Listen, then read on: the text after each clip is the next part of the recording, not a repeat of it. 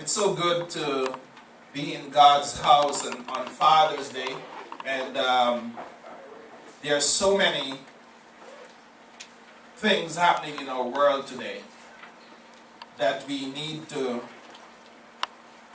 open up our eyes to.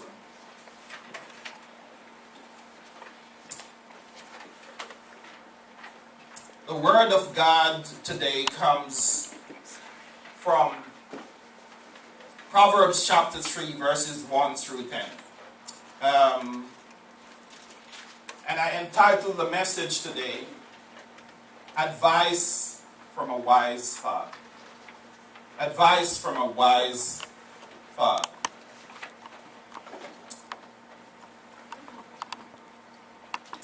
Verse 1 of chapter 3 says, "My son,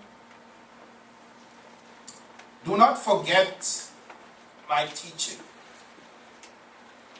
but just keep my commandments in your heart, for they will prolong your life many years and bring you peace and prosperity. Let love and faithfulness never leave you. Bind them around your neck. Write them on the tablet of your heart. Then you will win favor and good name in the sight of God." Notice that. In the sight of God. And also in the sight of man. So favor is not only in the sight of God, but in the sight of man. But only if you demonstrate these things that Solomon is writing about. Trust, here's the key.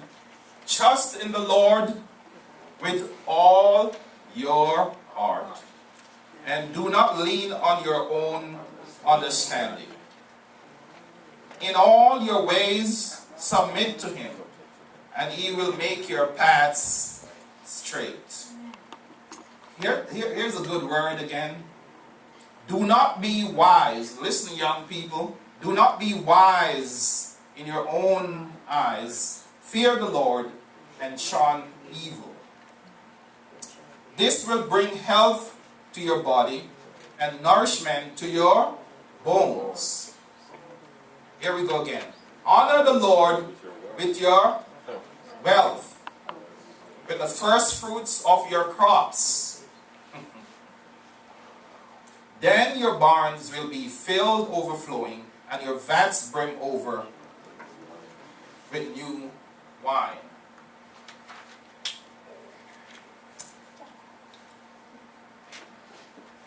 Proverbs, and the other day when we were doing our study on giving, on money mainly, we emphasize how critical it is for one to take his or her cue from the book of Proverbs. There are so many advice there that we can learn from for life. The Hebrew word translated proverb, masal, M-A-S-A-L, essentially means a comparison. However, through usage, it came to mean any profound pronouncement, including observations and even sermons, also wisecracks.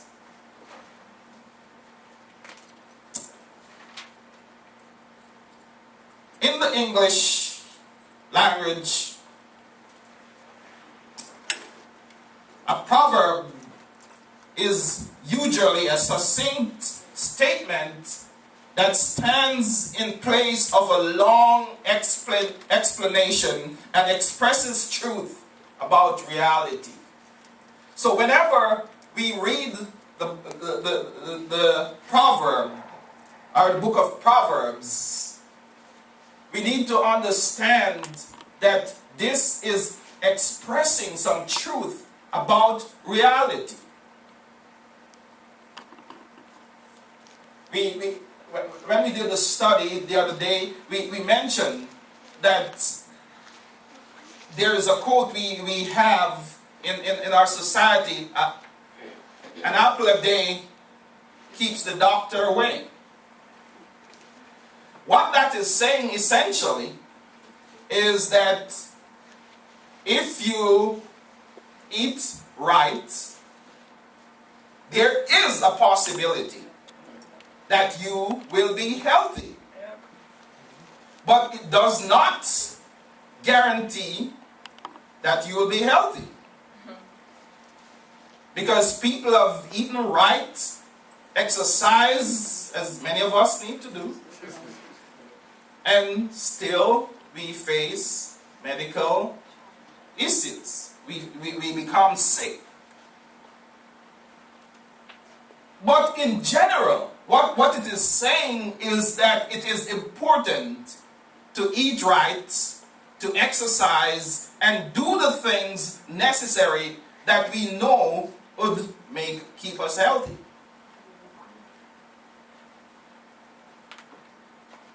The Proverbs are like that.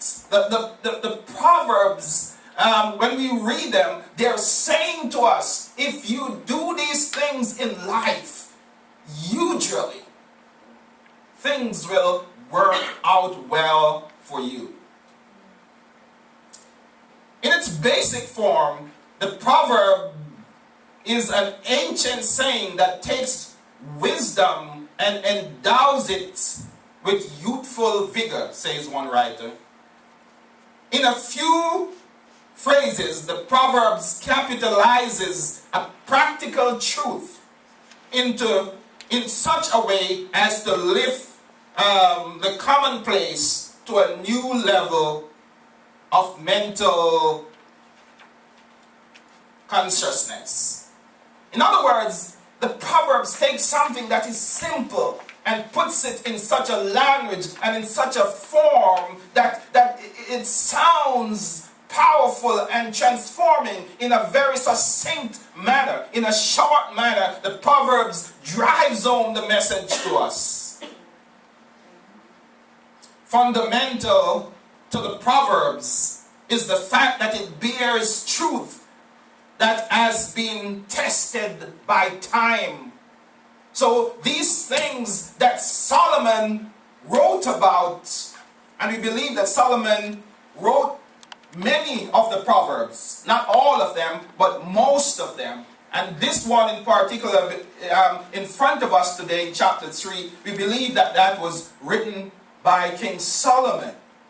And it was forged out of his experience in life, out of the trials and testings and hardships that the king himself faced. Remember that Solomon was one of the greatest kings in Israel. One of the greatest kings. After David, nobody else received the prominence as a king such as Solomon enjoyed during his time. I pointed out the other day to some folks that Solomon never fought a war during his reign.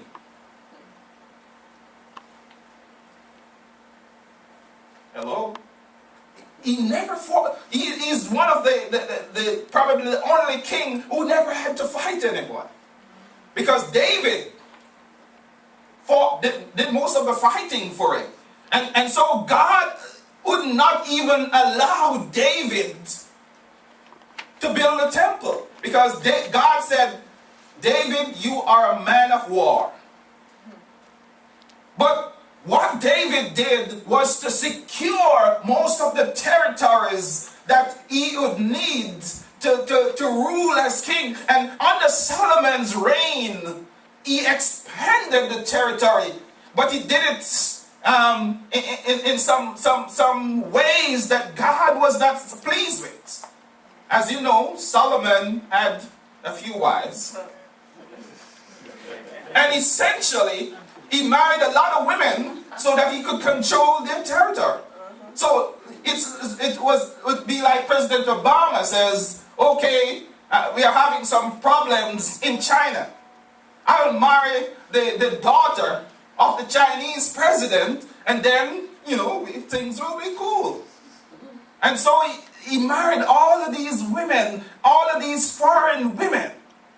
But with these women came their religion. So whatever they believed from whatever nation they came from, they took that belief with them. And eventually, Solomon paid a heavy price. And so, it is believed that it was in his old age that he penned some of these proverbs. And he was sitting down, whether his son or somebody called his son, and he's saying, I want you to pay attention to me because I'm speaking from out of life's experience. I've been there. How many of you, you can say to your child, say to your son, because you've been there, you've gone through this, say to your daughter, I have been there. I understand what you are about to go through, but let me share some things with you that will help you get through the dark valleys of your life. This is what Solomon is doing here. This is exactly what he's trying to say to his son. You see, we are living in what we call the information age. But we certainly aren't living in the age of wisdom. You see, the book of Proverbs is all about wisdom. And the writer throughout the book of Proverbs, whoever the writers might be, they encourage their listeners to seek wisdom above all else. Seek wisdom. They didn't, because we understood when we were introduced to Solomon, and Solomon became king of Israel, and Solomon wanted to ask God for something. Instead of asking God for wealth and riches and fame, what did he ask God for? Wisdom. Wisdom.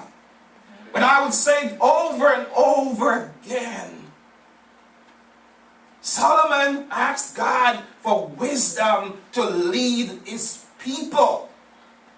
But Solomon never used the wisdom that God gave him to lead his family. Never. And so, he had all of this wisdom. And he was one of the greatest leaders in all of Israel. He expanded the territory of Israel. And during his day, peace reigned. But within the confines of his home, there was great problems that will reflect later on in Rehoboam, his son, in his ungodly behavior, and his sons, and some of the kings that would follow, it was reflected in them. But at some point in his life, Solomon paused. He paused to take a look at himself and to sit down with those who would listen, including his son. And he's saying, let me give you some instructions that will help you throughout the course of this life, because life is hard. Life will come with trials and difficulties. It's not all about these glamorous things that you see in the palace. I've got to inform you that out there is a world of hardship and difficulties and trials, but I will give you a word that will help you to navigate these troubled waters when they come upon you. Yes. Make a note of this. Write this down. People who are wise are not hesitant to pass their wealth of wisdom to the next generation. People who are wise. You know, sometimes somebody knows something and they don't want to, they said, man, I can't share this secret. People who are wise are not afraid to pass it on because they realize that the wisdom they have, the things they have learned through the crucible of life. You know what I'm talking about. Can't get it out. But you go through some hardships and you can sit down with your son or your daughter, Brother Henry, and say, you know, this is what I've been through. You know, we need more of that. We need more men, we need more fathers to sit down with their children. Or fathers to sit down and mentor some other young man or some young girl, to mentor them and talk to them and say, look, this is what I have been through. And so this is what Solomon was saying. I have been through some things and I'd like to share a few of them with you and help you get through life. Here's the three quick things I'm going to share with you real quickly. Number one, from this passage, wisdom's foundation is rooted in sound teaching. Wisdom's foundation is rooted in sound teaching. That is why I tell people all the time, please, if you go to a church, make sure that the pastor is sound in doctrine and in teaching. Because that's what doctrine is. Sound. One of the problems we have in church world today is that everybody think they can just walk out and start a church. I can't get no job. You know what I'll do now? I'll start a church. And we have a lot of that all across Georgia. Let me start a church. And then everybody follows. And some of these folks, they have many followers because they say to them what they want to hear. But let me tell you something, folks. It's important that when you go to a church, that church promotes sound teaching. Sound teaching. If not, you're just wasting your time. My son, he says, do not forget my teaching, but keep my commands in your heart. Keep them in your heart. You see, here, teaching, which in Hebrew is the word Torah. Torah, Torah. It means law or fundamental instructions and direction. Here in this context, or this context suggests that the teachings of the parents are in view rather than the Mosaic law. So what Solomon was saying, I have learned some things over the years that I need to pass on to you. As my son, I need to pass some instructions on to you. And that's what I'm doing. Listen to what I'm saying, because these things came as a result of experience. And I'm saying to every one of you young people, listen. Listen to those who are older than you. I know you think you're wise and you're smart, but if you have a father, take some time to hear what your father is saying to you. This is what Solomon is saying. Remember the things I have taught you. I may not have been a great example, I've messed up, but out of my failures, out of my mistakes, I want to teach you a better way. Yes. You see, most of us have failed. Most of us have messed up. So Solomon wasn't speaking from a place of perfection. But you know what he was saying? I know what the right thing is. I may not always have done the right thing, but I know what it is. And I made some mistake, and I'm paying the price for it, and I don't want you to walk down the same road. Amen. It's not good advice.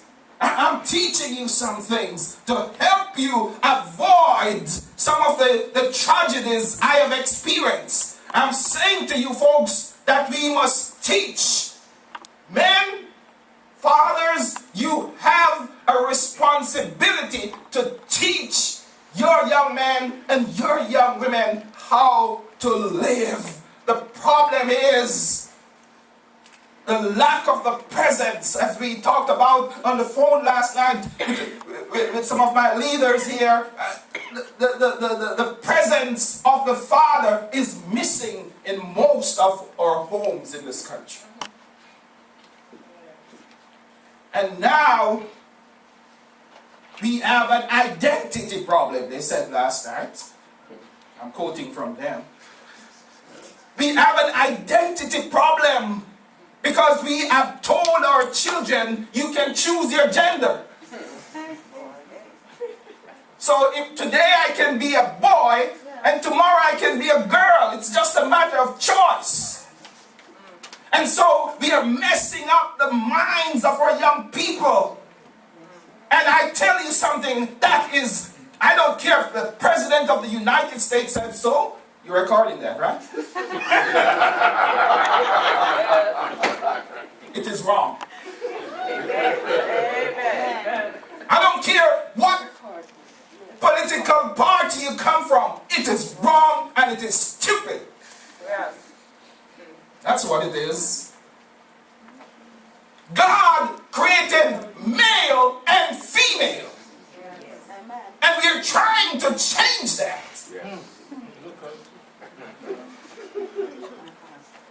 Folks, if you don't teach your children the difference, they will grow up thinking that it's okay. I can be a girl, your boy can be a girl, and your girl can be a boy. How stupid is that? Wake up and have some sense. It's dumb. They said that last night. You know,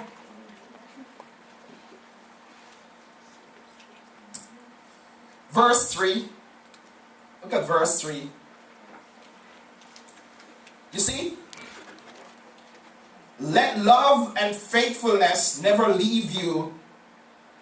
Let them never leave you. Let them never depart from you. Love and faithfulness.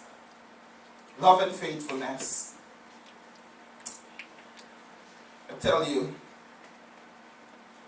here's what this is talking about. And we talk about the fact that wisdom is rooted. Wisdom is rooted in sound teaching. Here's sound teaching. Love and faithfulness must not depart from you. If you are going to experience what it means to really live in this world, love and faithfulness must be the hallmark of your life. You see, this is a word, a Hebrew word. When you come to this church, you learn a few Hebrew words to take home. It's a tough language, so learn what you can now. The word translated kindness or love right here is the word I mentioned over and over again in this church, and it is Esed. H-E-S-E-D. That's a Hebrew word. Write it down and brag on people. I know Hebrew. You can even talk in tongues with it if you want to. Hallelujah. But it's the Hebrew word Esed. Faithfulness. Esed. Obligations that arise from a relationship. God is faithful to us. We are faithful to God. You see, when you love somebody, get this now, married people. When you love somebody, you are faithful to them. See that?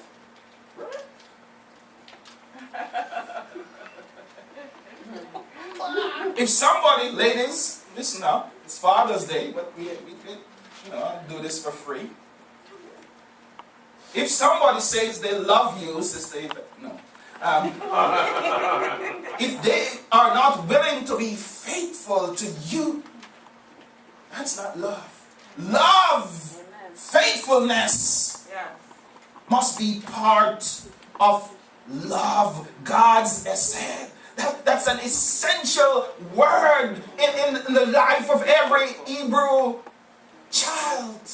They had to learn that and understand that. And throughout their lives, they memorized that God is faithful. And so we see that expression even in the book of Psalms, throughout the book of Psalms, as they express their pain and their suffering, as when we talk about the Psalms of lamentation and people crying out to God, God, why am I suffering? Why am I struggling? Why am I struggling with financially? Why am I struggling with my health? The psalmist went back towards the end of the psalm and he will say, but God, our God is faithful.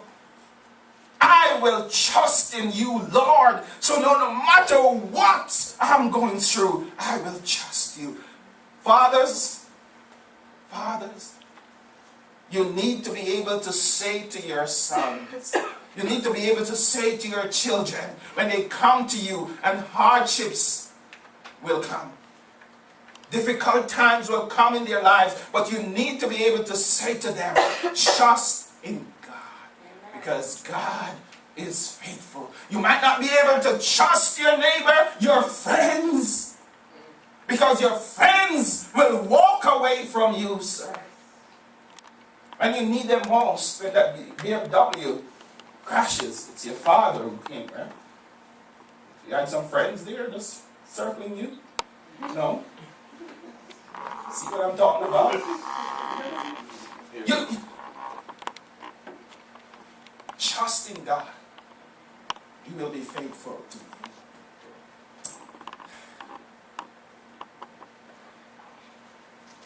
Let love and faithfulness never leave you. Bind them around your neck. Write them on the tablet of your heart. Love and faithfulness. He's saying, lean on them. Embrace them. Throughout your life, love and faithfulness. Be faithful. Be faithful. This world lacks people that you can depend on.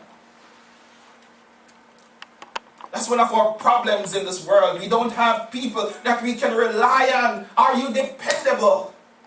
You know how many times I listen to people talking about their father being absent. It's a sad thing in this nation. I worked in social work for several years up in New York, and one of the most painful things that I had to deal with was the fact that the father was never present in most of these kids who are placed into care. No father, just the mother for the most part. And this has been the experience, especially among our minority families. Fathers are missing. And so the children, boys and girls, don't know what it is like to have a spiritual leader, a man. So they become confused as to their real identity in life. Fathers, where are you? Truth and faithfulness. Truth and faithfulness must be embraced as well. Truth and faithfulness refers to what one can rely on because it is stable. Truth and faithfulness is something that we can rely on. Someone we can rely on when things get rough.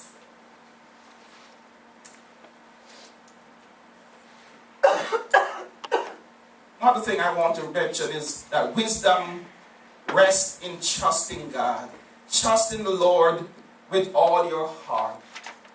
and lean not on your own understanding. In the final analysis, someone wrote, all government, all economies, all currency and banking, all institutions, and all marriages, all relations between people are fundamentally governed by trust. If you can't trust the person or the bank that you're with, can you imagine if you don't trust the bank, you wouldn't put money in the bank, could you? You don't just go to a bank and think, man, they're going to take my money, but I put my money in anyway. You have to have some level of trust. You see, here's Solomon's instruction to his son. He says, you need someone to trust in. Someone reliable to trust in.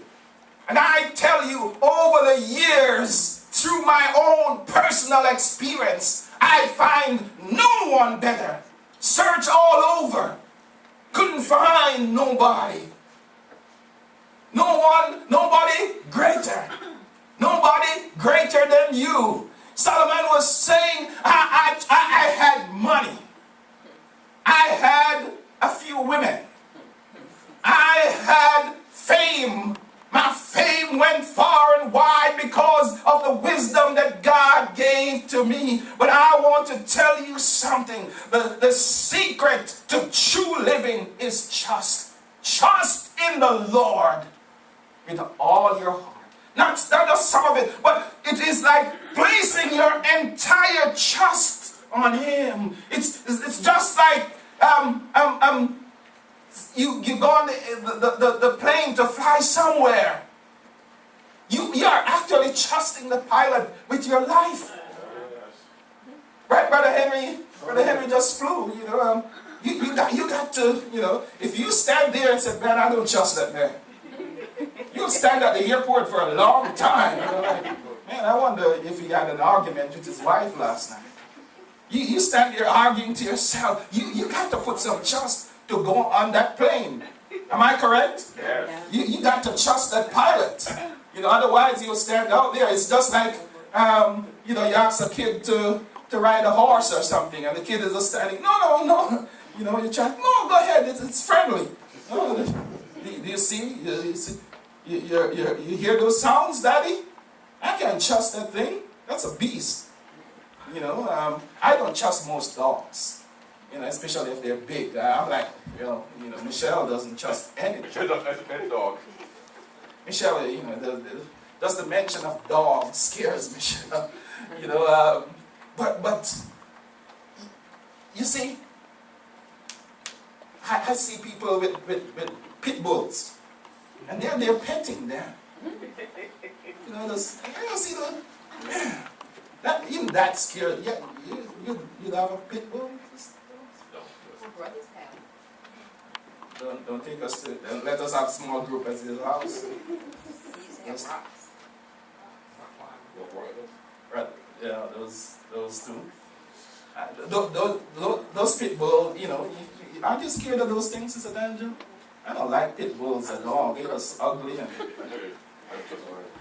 those things. I hear bad stories about them, but people just you see them petting them and all of that stuff.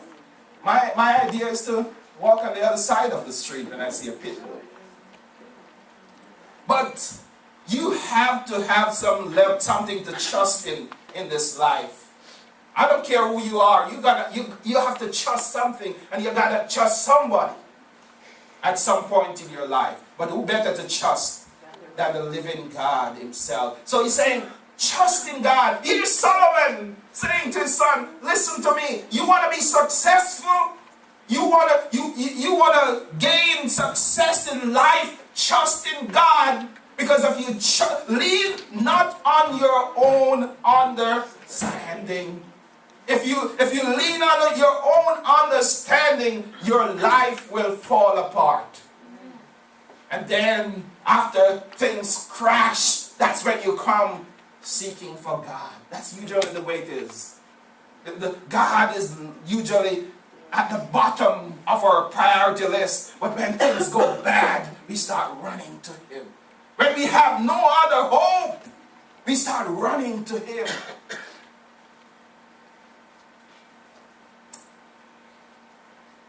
Wisdom. Acknowledge Him. Acknowledge means to be aware and have fellowship with God, not just to tip one's hat to Him. You know, when they win these awards, that's what they do. They thank God for this, then they go on to thank a list of other people. They tip their hat to God. And I love when they say the man upstairs. That is so rude. No man upstairs. God is right here. Not no man upstairs. My God is right here. That's what A.T. Robertson says in his book, Honest to God, that we pray to a God that is out there.